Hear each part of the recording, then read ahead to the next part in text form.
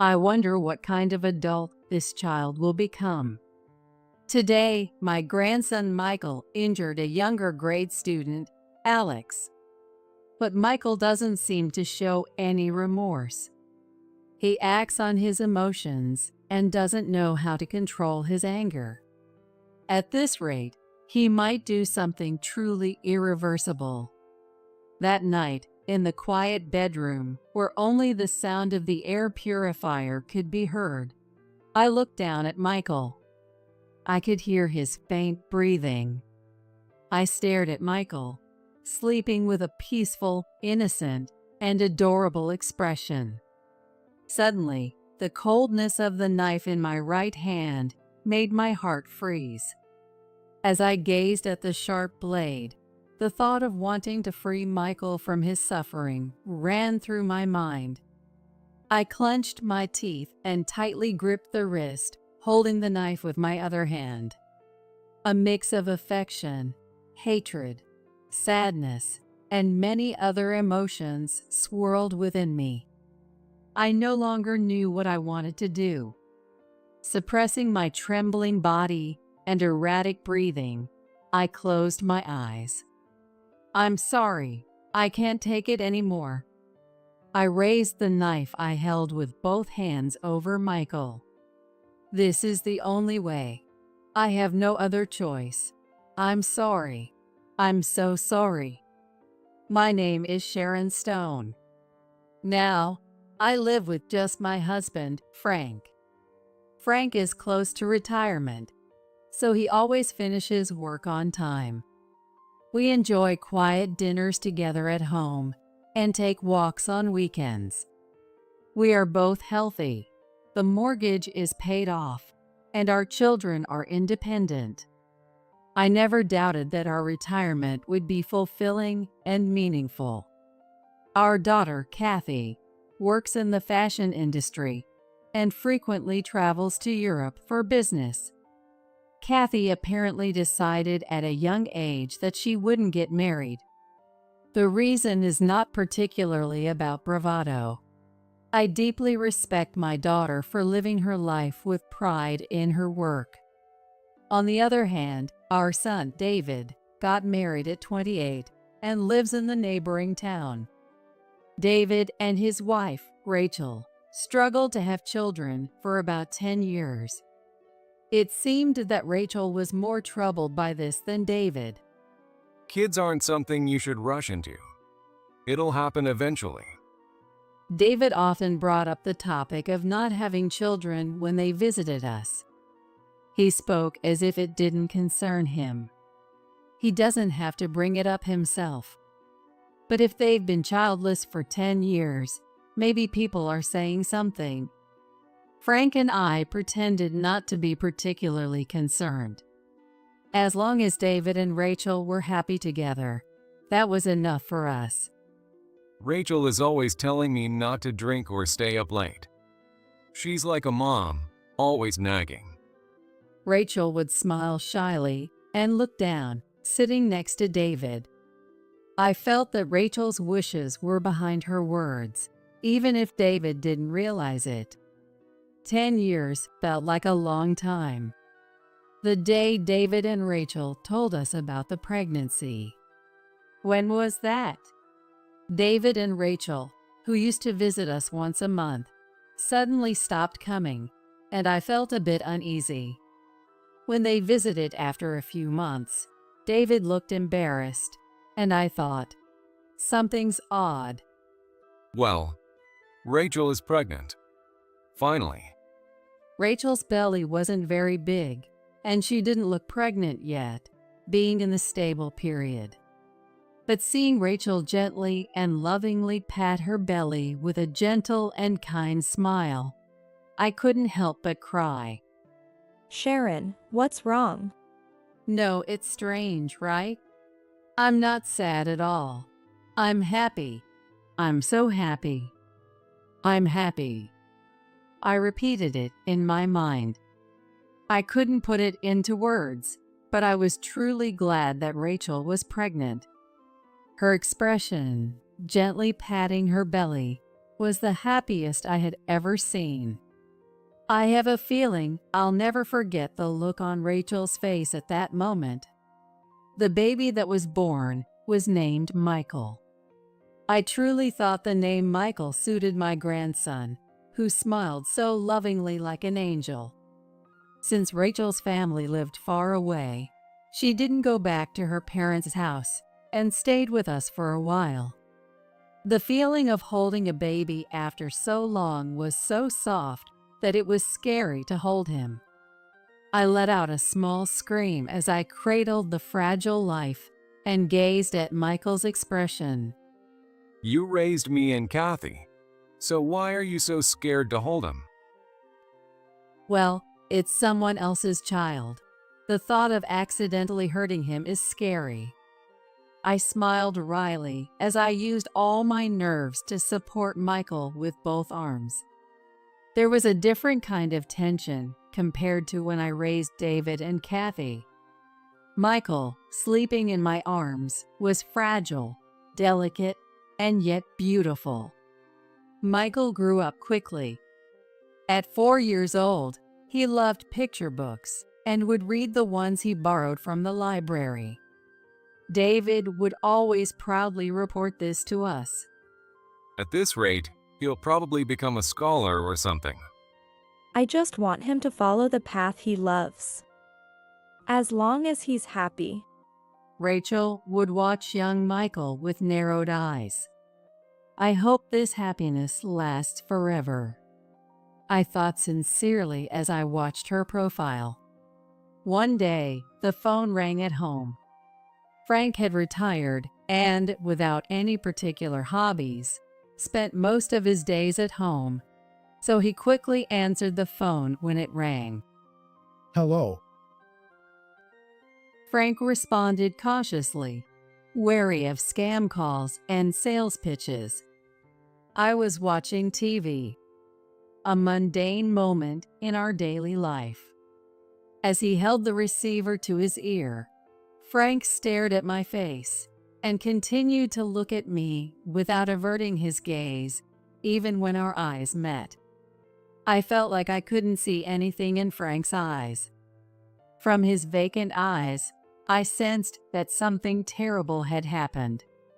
The call on an ordinary day was to inform us that Rachel and Michael had been in an accident and were taken to the hospital. It happened on their way home from kindergarten. What's for dinner tonight? Let's draw together at home. They might have been talking about something like that. I imagined Rachel talking to Michael, who was walking beside her holding hands. Then they approached a crosswalk and, after checking the green light, started to walk. It was all imagination, but it felt so real. A car driven by a dozing driver. The two of them thrown into the air. Rachel instinctively cradling Michael's head at the moment they hit the ground.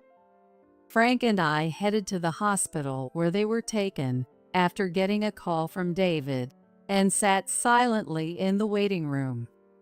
Images of Rachel and Michael getting hit by a car kept replaying in my mind, and I covered my face over and over again. Why did this have to happen?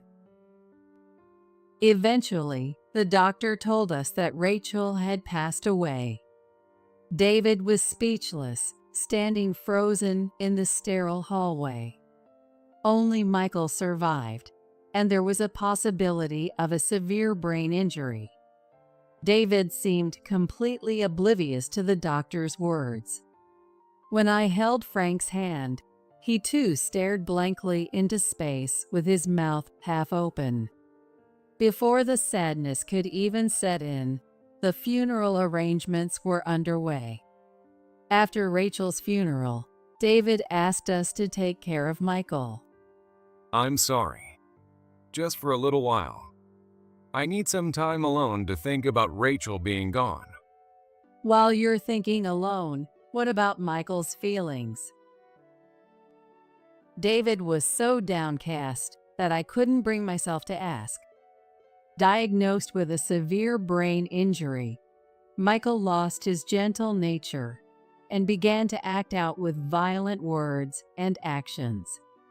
At first, I thought it was the sadness and loneliness from losing Rachel that changed Michael's personality, but that might not have been the case.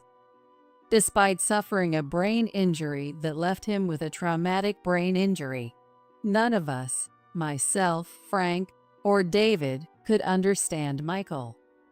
Michael would break and throw furniture while shouting, and sometimes he would even hit me. David and Frank would observe Michael from a distance, frowning before finding an excuse to leave the house. My worries continued until Michael, exhausted from his tantrums, fell asleep. During those days, only Kathy, living far away, called me every day to check on me. I'm sorry, Mom. I'm overseas now, but I'll definitely come by when I get back to the States. Hearing Kathy's voice slightly eased my mind. I'm at an age where society calls me a senior. Living around the clock with a young, violent grandson was mentally and physically exhausting. The turbulent days with Michael continued as he approached the start of elementary school. At kindergarten, Michael caused trouble with his violent behavior, and I repeatedly apologized. I don't think I've ever apologized so much in my life. At first, everyone offered sympathetic words, but gradually, everyone started avoiding Michael and me. Even the former mom friends of Rachel began to avoid us, deepening our isolation. Although the kindergarten teachers made various accommodations, Michael, who couldn't move as freely as other kids, was always frustrated. When I went to pick him up from kindergarten, Michael was watching an active boy playing on the bars. The handsome boy spun around the bars skillfully, laughing and clapping with his friends. Grandma, watch me. Michael eagerly lifted his legs to try and do a flip. It looked like he was just holding onto the bars and lifting his legs without any force. The boy who had been flipping easily started to mimic Michael's efforts. He lightly held the bars, stretched out one leg, and played around. The boy, who had been doing flips so effortlessly, now mocked Michael's movements, whispering and laughing with his friends. Eventually losing interest in Michael, the boys laughed and moved on to other playground equipment. Grandma, watch me. Michael, with tears welling up in his eyes, punched me in the stomach. Sometimes Michael's violence is directed at other kids. I told David that it might be better for Michael to attend a special education class in elementary school. But both David and Frank opposed it.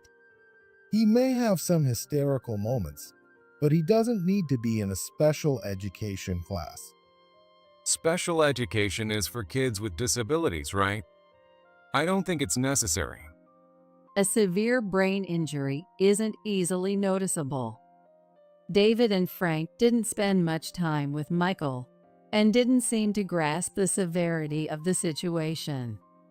I repeatedly explained that Michael's outbursts caused trouble for others and, most importantly, were painful for Michael himself.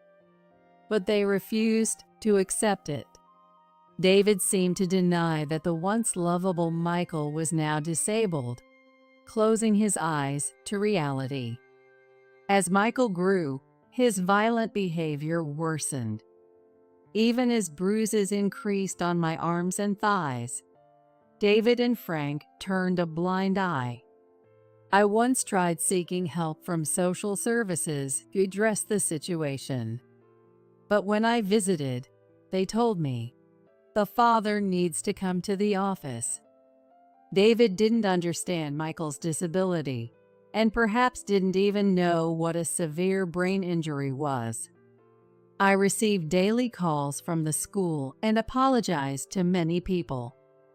Days went by without anyone I could rely on. Michael was always frustrated, pulling my hair and continuing his violence. I was very tired. So much so that I lost the desire to seek help from anyone.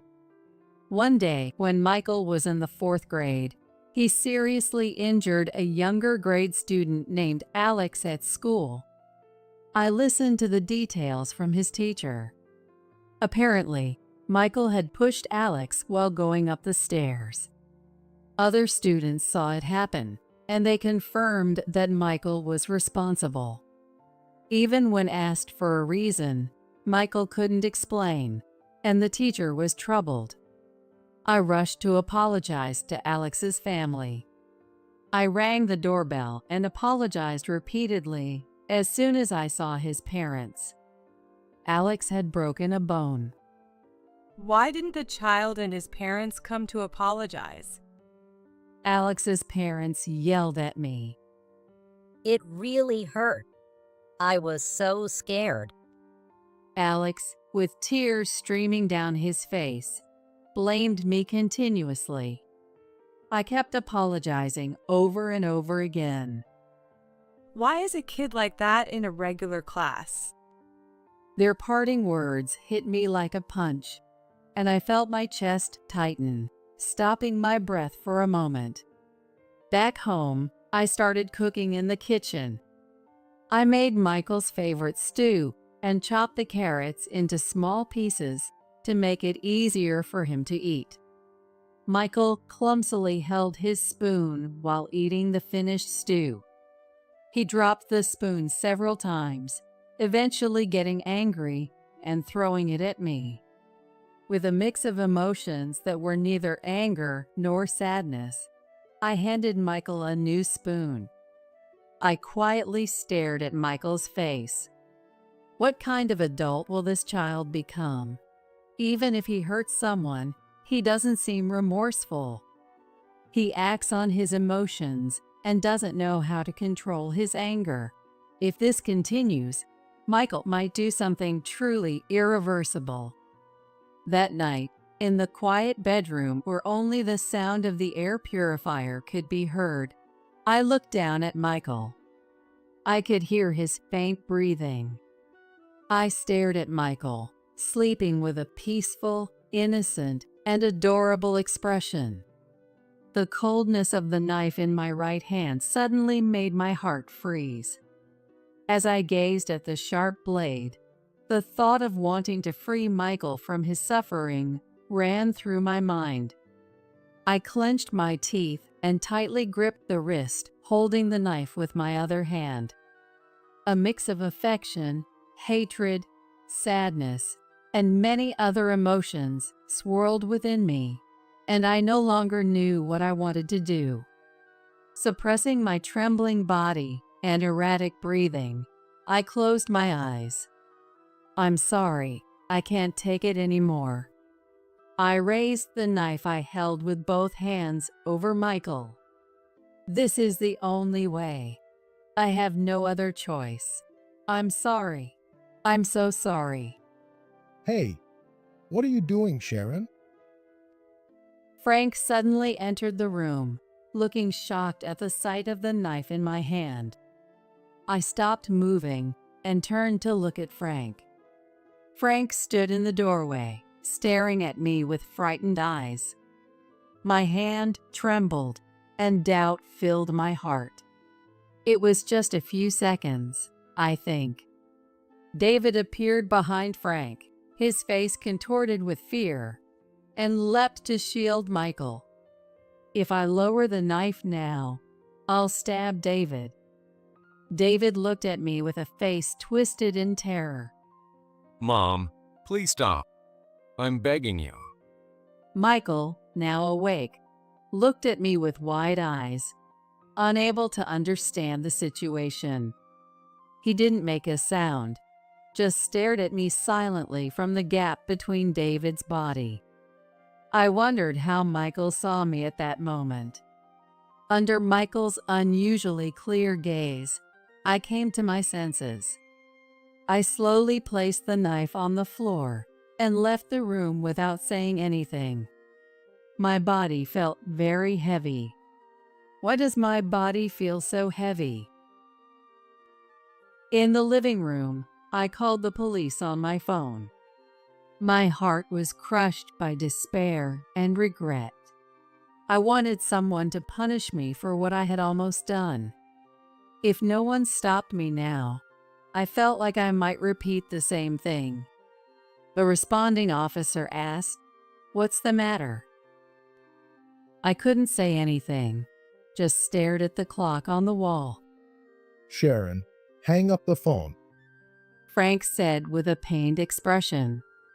I felt my strength leave me, and I took the phone away from my ear, tears streaming down my face. It's okay, Sharon. Nothing happened. Isn't that enough? Tears welled up in my eyes and fell to the floor. Gathering my strength, I put the phone back to my ear while staring at the tears on the floor. I tried to hurt my grandson. I'm so sorry. When I looked up, Frank was standing in front of me, looking like he was about to cry. If you look like that, I wish you had noticed earlier. Frank walked over and hugged me tightly. We can still fix this. Call the police and tell them it was a mistake. Frank whispered painfully in my ear. I pushed him away and forced a smile. I didn't need a mirror to know. I was smiling horribly. No, if you and David hadn't come in, I would have. Soon after, several police officers arrived at the house, and I was arrested. While being taken to the police car, I kept my eyes closed the entire time. I remembered Michael's innocent eyes and deeply regretted my actions. Tears started to stream through my closed eyelids as I recalled those pure eyes. At the police station, I was taken to a room where a young female officer questioned me. The questioning continued for several days, and I tried to provide as many details as possible. As I reflected on the weight of my actions, I almost wished to be put in prison. The female officer listened sympathetically and seriously. I found myself struggling to speak. It's okay. Take your time. She said kindly.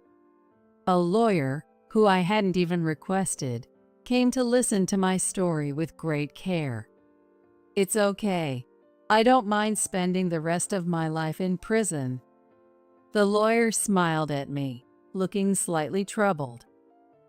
Don't forget, there are people out there desperately trying to help you right now. The lawyer advised me. The feelings I had when I tried to hurt Michael were not just a momentary lapse. I felt that if I returned to life with Michael, it would happen again. After spending 3 days in detention center, I was allowed to go home. Kathy was waiting for me in the police station's parking lot. I was surprised that it was Kathy who had come to pick me up, not Frank or David, but I was truly relieved it was her. I was also surprised that Kathy, who was living abroad, had come back, but she rushed over to hug me as soon as she saw me. Mom, it must have been so hard. It's okay now. Kathy, what about your job? Don't worry about that. It's not important. Kathy's warmth was comforting, and I found myself at a loss for words as my emotions welled up. Without saying anything, Kathy helped me into the passenger seat and drove without mentioning our destination. After driving for a while, a vast lake spread out before us, reflecting the surrounding mountains in its clear blue waters, creating a mystical atmosphere. The road was lined with numerous cherry trees, forming an endless avenue. That night, I asked Dad and David to keep an eye on you. What? Kathy adjusted her sunglasses with one hand on the steering wheel. The sun's reflection on the lake was so bright that I stopped looking ahead and gazed at Kathy's profile. Kathy and I had been talking on the phone almost every day. I had spoken with her that night too, but I couldn't remember what we talked about. But I was sure I had complained about my life at that time. Living with Michael had pushed me to my limits. Michael had grown so much that I could no longer manage him alone. If he continued to grow like this, he might become someone irredeemable. Then, might as well just. So, I had confided in Kathy, who was living abroad and unable to do anything. That day, Mom, you didn't seem like your usual self. You seemed desperate and at a loss. That night, the night Michael injured Alex, I realized and knew how much trouble we were causing others. The sad eyes of Alex, who was injured, and the resentful looks from his parents. No one blamed Michael. Instead, it felt like they blamed me for not raising him properly. It's my fault. Rachel is no longer here. I have to be Michael's mother. Mom, you're not Michael's mother. Kathy gripped the steering wheel and stared straight ahead as she declared this. Eventually, the car slowed to a stop at a red light, and Kathy gently placed her hand on mine, which was resting on my lap. Mom, you're not Michael's parent. You don't have to push yourself so hard. But I don't know what else to do. I'm sorry, Mom. I wish you had relied on me more.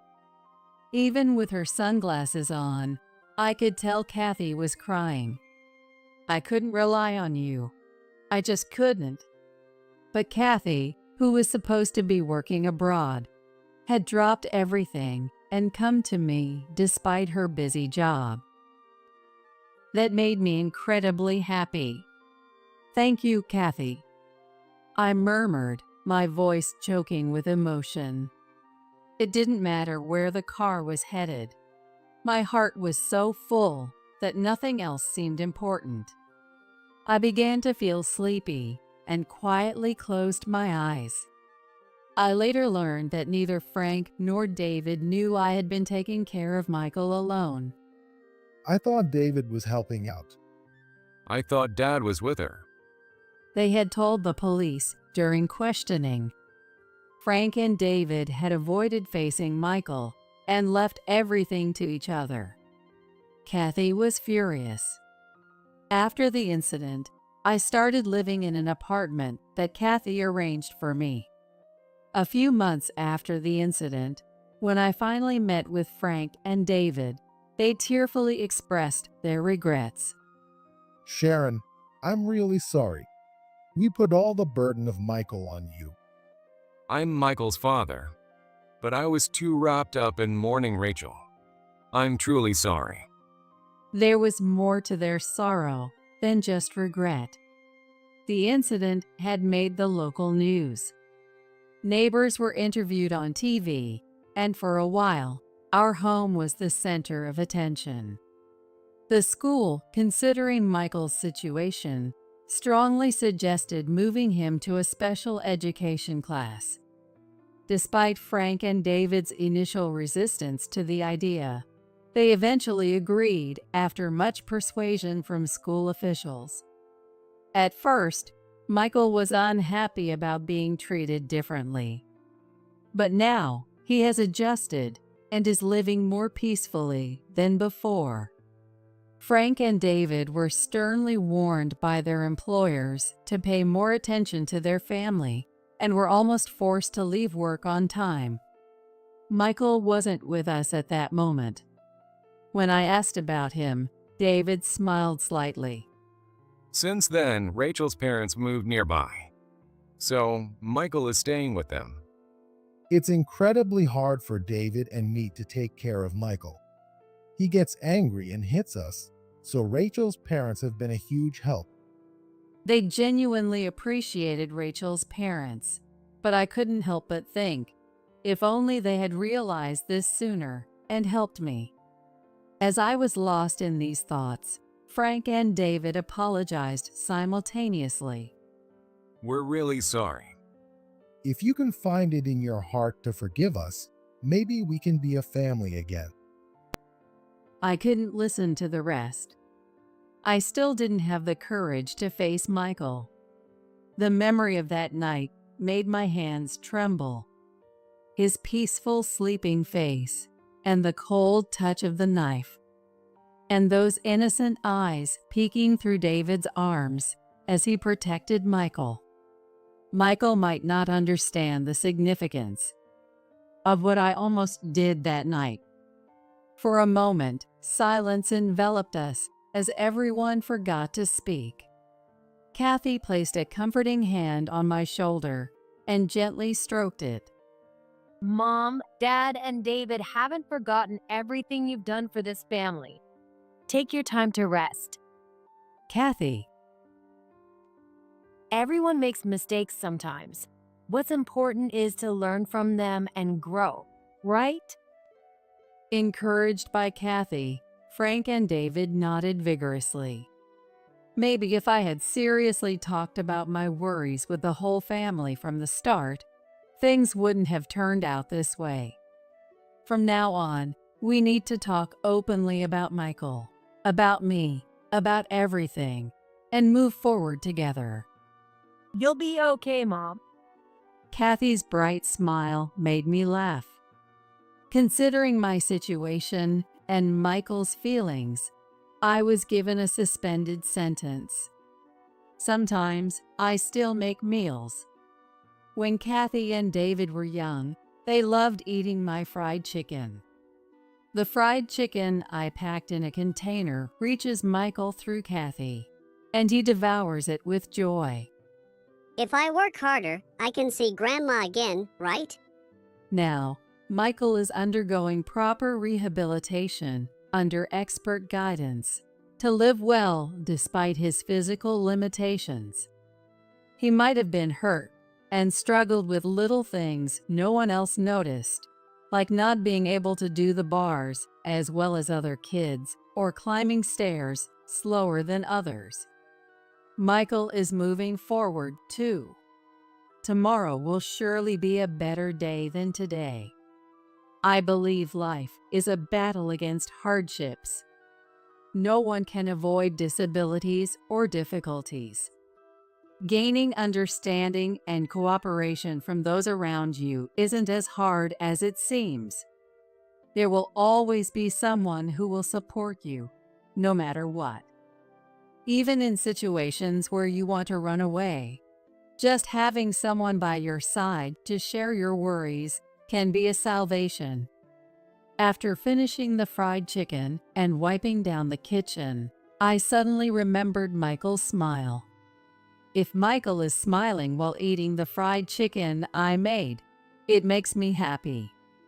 Imagining the day we can all live together again, I quietly close my eyes.